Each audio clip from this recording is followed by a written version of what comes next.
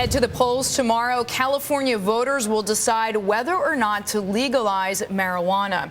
If the measure passes, it could add more than $1 billion to the state's coffers. This is according to the Cato Institute, helping to chip away at California's $19 billion deficit.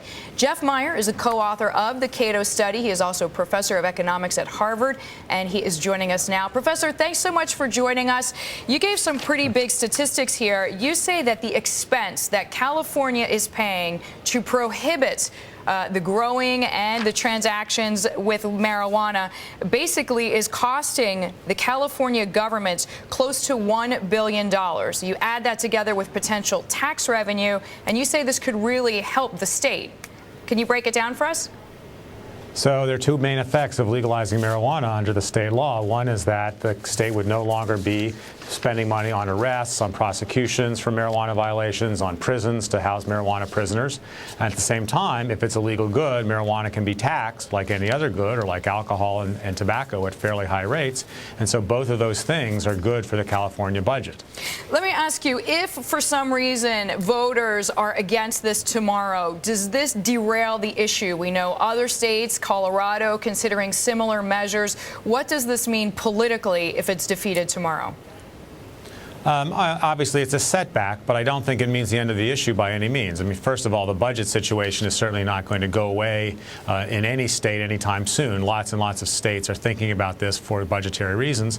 More importantly, the broader issue of why a government should be telling people they can't consume what they want to consume, why it should treat marijuana, for example, any differently than alcohol, that issue is going to be around forever as long as we prohibit one but not the other. And so I don't think the issue is going to go away, even though, of course, a loss tomorrow would not be good news. Professor, we just had a graphic up that I'd like to bring back because we know that New York and California are two of the most indebted states in the country. In fact, they both make the top 5. And just to review here, I mean, California's debt $19 billion, New York's debt $8.5 billion. We picked these two states because they're on the coast, and then, as we mentioned, they are two of the most indebted. And you say that California stands to gain more than $1 billion, New York close to $1 billion, $840 million to be precise. What are the chances, though? What kind of reception have you had when you reach out and you've published this? Have you heard anything back from state legislatures?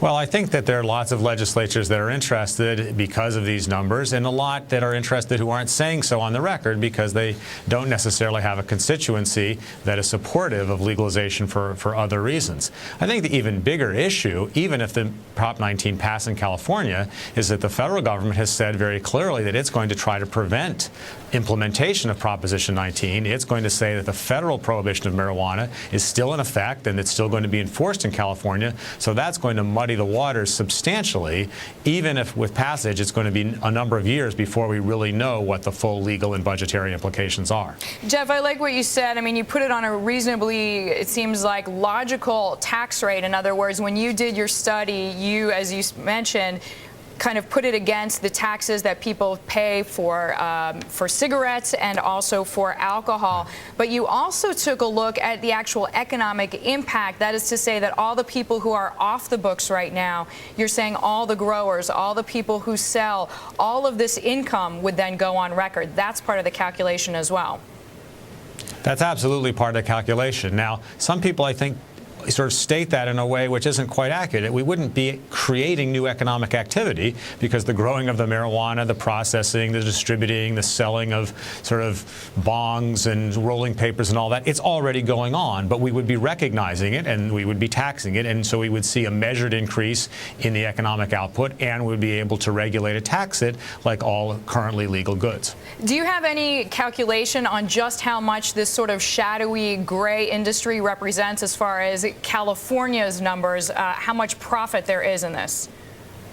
I think that the size of the marijuana economy for the United States is about $18 to $20 billion. California is, in very round numbers, sort of 10% of that, so something like $2 billion. So it's not, an overwhelmingly huge number. It doesn't revolutionize the California or anybody else's economy, but $1 billion for the state budget is certainly something that's noticeable and certainly something that California should care about. An appeal to logic. Thanks very much, Professor Jeff Miron of Harvard and also of the Cato Institute.